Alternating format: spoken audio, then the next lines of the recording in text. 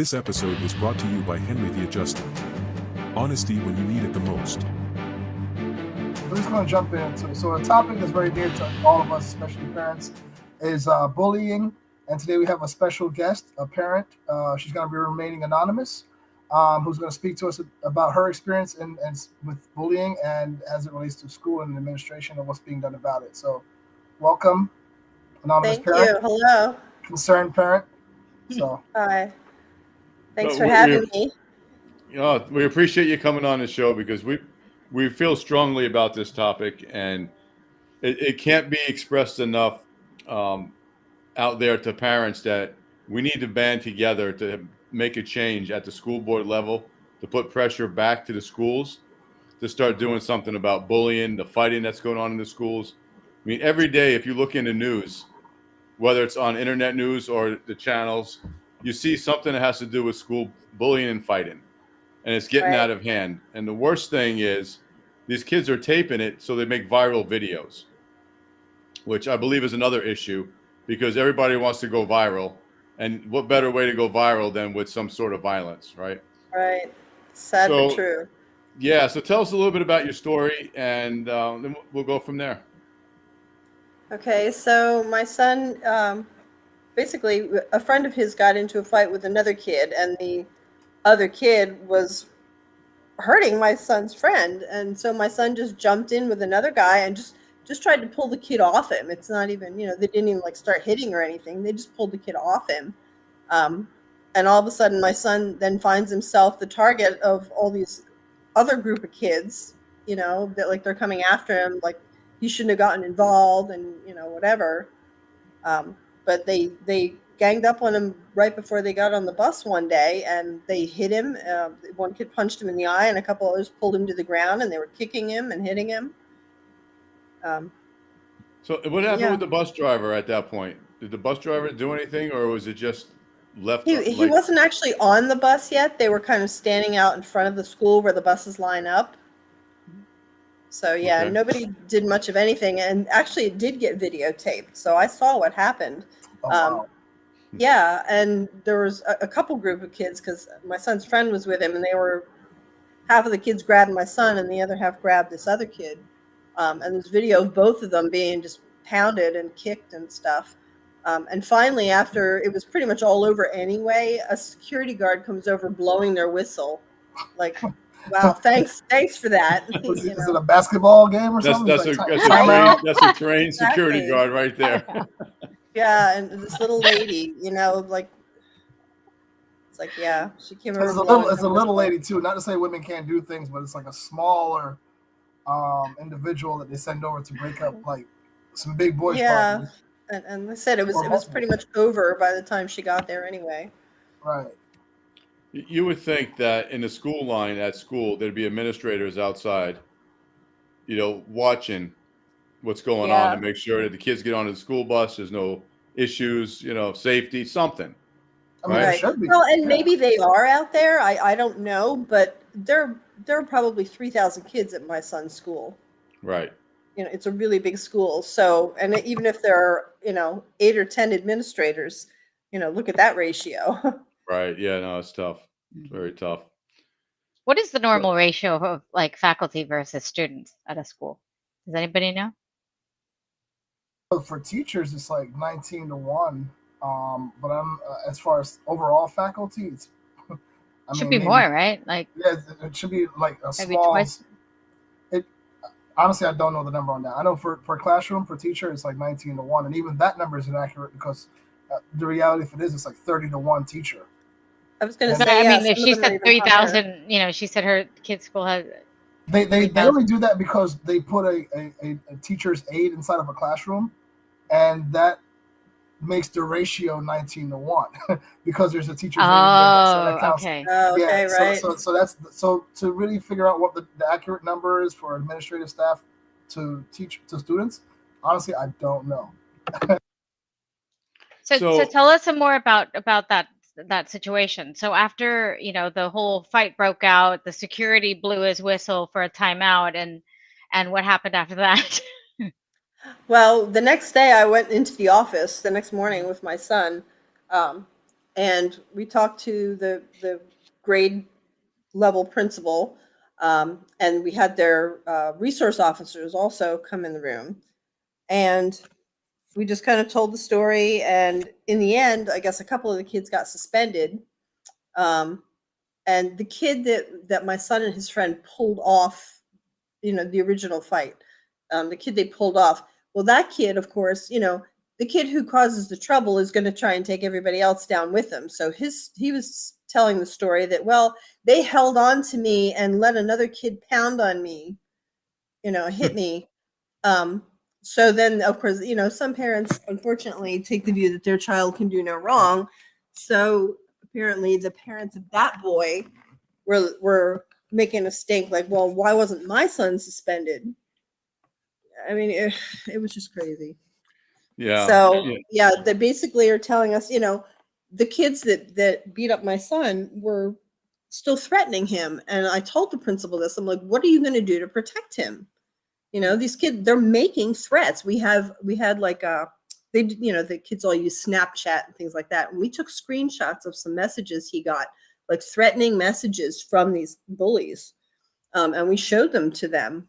And they're like, well, we can't guarantee his safety. That's just all they kept saying. We can't guarantee his safety. And if something happens, then he can come to the office and tell us. And I'm thinking, well, what if that something that happens is 8 of them corner him in a restroom or a corner, an empty corner somewhere, and beat him up really badly? Like they could seriously hurt him. Mm-hmm. And God forbid a kid brings a weapon to school. God forbid, they probably do. Yeah. So, I mean, anything can become a weapon. A pencil could become a weapon. Yes. A pen could become Right. a weapon. Yep. A plastic knife can become a weapon. I mean, like, Yep. what is it? Where does I've it seen end? a clipboard become a weapon There you inside go. of a facility, and that's what we use for education. So, right. And I mean, even your bare hands, you can really mess somebody up just with your bare For sure. hands. Yeah. So and the resource officer, what was the resource officer's comments? Anything? not a whole lot, sadly. I mean, she kept there were 2 of them. There's a male and a female. They just said things like, they asked if we wanted to press charges, because I guess, theirs is the legal end of it. And we didn't at the time, but I made it clear. I said, make sure that these kids and their families know that if anything else happens, and if they even continue to harass my son, we are going to press charges. Right. And that was pretty much the end of the resource officer's involvement.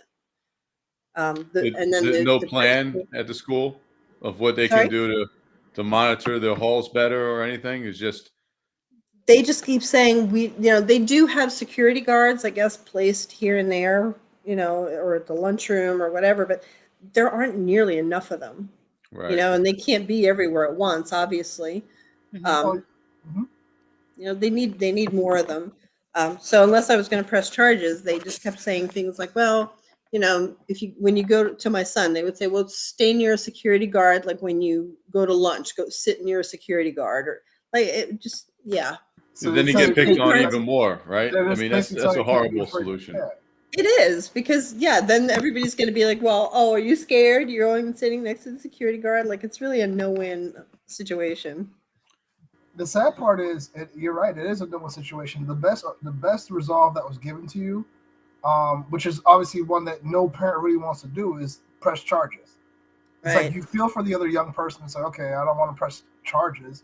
But at the end of the day, the only repercussion that's going to stop it from happening is to press charges, or for that child to go through a legal ramification to hopefully deter him or other students' behaviors from that. Other than that, the schools have no real power, and that's the sad truth. They told you, obviously. But how about it like a restraining order of some kind? I've considered that. If the kids kept bothering him, I was going to look into a restraining order. Right. So I far, mean, if they're done... threatening him in some way or something like that, you could put a restraining order on them, and then, that way, at least there's, at least the kid knows that, like, if he does it again, then, definitely something will resolve. I understand that one of the kids that beat up on my son was already under house arrest. What was he doing in school? Thank you. That's what I said. And I said that to the resource officer, and she said, you still have the right to attend public school. even if you're under house arrest.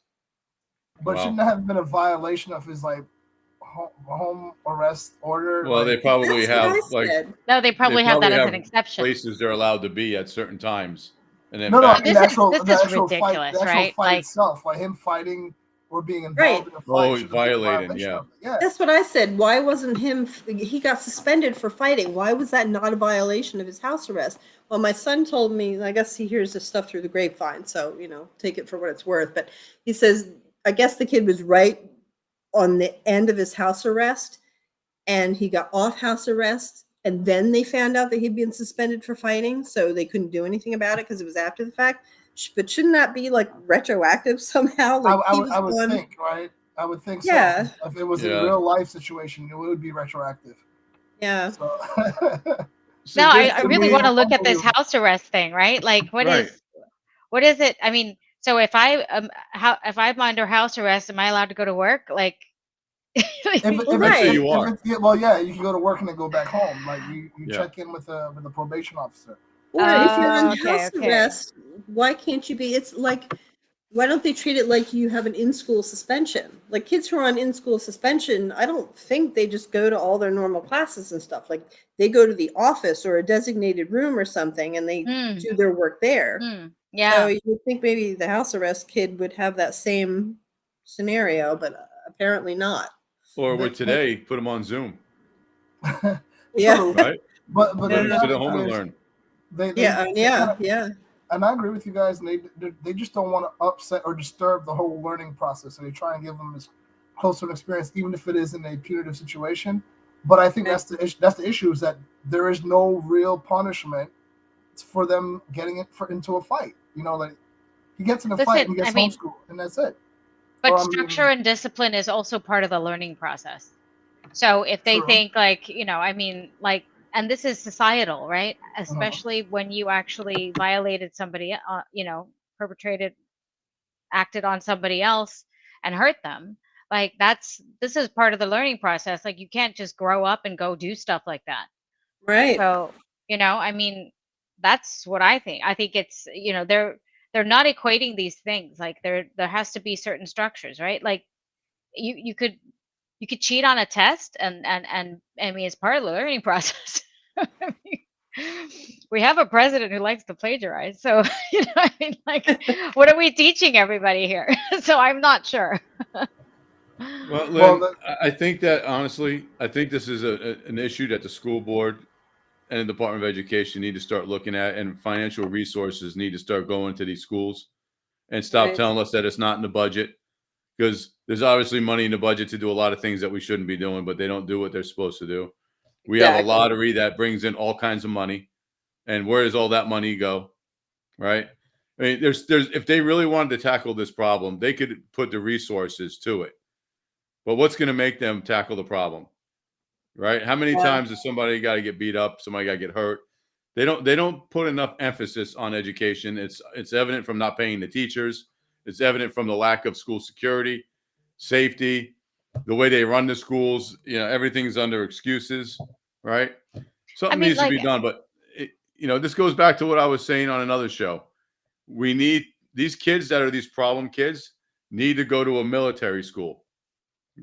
Whether the public school becomes a military school and all these troubled kids go there, they need structure way beyond what the public school is offering, because they don't have good parents.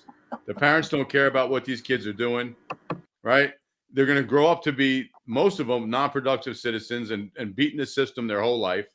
You got to stop it now, because these are things that are going to take them into their future. And what you are today is going to what you are in the future, right? So this is a serious topic, and I don't know really how to change it, but there needs to be change. And we need to get a representative until I get elected, or Lynn or you, Mo, and somebody needs to start running with something and making noise, because this is just one child. And we've seen on the news, we had the kid getting beat up on the school bus by two kids, and this has got to stop. Nobody wants to live in this kind of society. No, so what I was thinking, go ahead. I'm sorry. I was just going to say they need to have, I know my understanding is that the security guards they do have aren't really allowed to interfere. They're not allowed to put their hands on the kids. They're not allowed to do anything. I mean, they can stand there and blow their whistle and wave, wag their finger and say, "Hey, stop that." But Time out. Time out. yeah, they need people. If they're not allowed to do it, then get cops in there who can put their hands No, on the I was kids. about to tell you that, like, I think this might need to be escalated to the level of like FDLE or something, because schools is a state thing, right? So if you go to the Florida Department of Law Enforcement, like, I think that might be something that who you could talk to, because the local cities who pay for our local cops, right? Like, they are not in charge of the schools, right? So the school board also is not in charge of law enforcement. So they don't have any power to pull in the police officers, right? Because they are the county, and then all the police officers are, unless they get like county officers. Like if you're in Broward, for instance, there'd probably be like Broward, police department, right? Right. But I think that, if you need to escalate it, would something like the FDLE work? I'm just thinking of like, how can we escalate this up to the point where it actually is, it could be effective, or at least somebody else will look at it and see if they can solve this problem. I'm sure this is not Broward is not the only county. We just saw a 15-year-old beat up a 9-year-old, right? So obviously, like, this is everywhere. It's just now brought to light because of social media. At the same time, it's also been copycatted because of social media. So it's like a double-edged sword what social media is doing. Yeah, I tried to contact, I actually did call the Florida Department of Education when this first happened. And they all keep referring you back to the superintendent of your own district. So then when you talk to that person, they just say things like, well, we'll talk to the principal and we'll have them investigate. Okay, well, we already know what happened. So what good is investigating going to do? What is that going to do? Okay, so and so was involved in this one and this one. And No, what are you so going to do I about think what's going to end up happening is like that kid who was under house arrest for beating somebody up, and now like he's under another, I don't know, whatever is happening right now, right? Which they need to investigate. Like, this person has to end up like with a machine gun, like killing people in the schools before anybody's going to wake up again. Like, there's obviously a problem that they're not addressing, and they're just continuing to cover it up. Meaning like continuing to like make it go away or shove it under the rug. It's they're not. These kids have showed, like the Marjorie Taylor Greene, Marjorie Stone Herman Douglas. Douglas. I was like, that didn't sound right. Okay, Well, she does walk around with guns in her videos, but no. There you go. No, but what I was gonna say was that like the kid who actually shot all those students were showing, signs of aggression in some way, right? And people kept ignoring them. Like, I don't know, putting them in detention. Like, yeah, that's gonna really help. Like, they're not right now we don't have the military school option yet, Bill, but soon when you get elected into office. I can't wait. I'll be fighting for that. Yeah. I firmly believe. We got about a minute left on the show, guys. So. Right. Oh yeah, that's right. But anyway, do you want to share anything else with us? Just, like you said, I really want to see something done about it. No child should have to go to school and be afraid. Mm-hmm. They shouldn't have to be afraid that they're going to get cornered somewhere and beat up, for no good reason sometimes. You just look at somebody wrong these days and it seems like, their solution is we're going to pound you, Right. They need to just let it go, and it's crazy. And that Even message the administrator that you just said should be sent to the school board. Should be sent to every politician that's elected. As a concerned mom, that message of our kids should not go to school in fear needs to get out there. Absolutely. 100%. Well, we're running out of time, so it was a pleasure having you on the show. Thank you for sharing that with us. And welcome. Thanks for having me. Yeah, we look forward thank you so much. Hopefully something gets resolved for you, and hopefully a lot of people watch this video and want to help get something resolved, because we need some action. Yes, we do. The only thing I got to say about that is make sure that in 2022 or whatever you vote, because that's the only way you're going to solve that is with somebody on that school board day. So, 23. is it 23. well, whatever. Vote every year. So, Next time. Every year. That's right. Vote every time there's an election. Yeah. That's right. Mhm. Yeah, get out and vote all the time. I'm gonna get a t-shirt, Absolutely. vote Yes. all the time. Great. So until then, please make sure again that you are hitting the subscribe button, like the content, and we'll see you on the next show. Bye. Bye.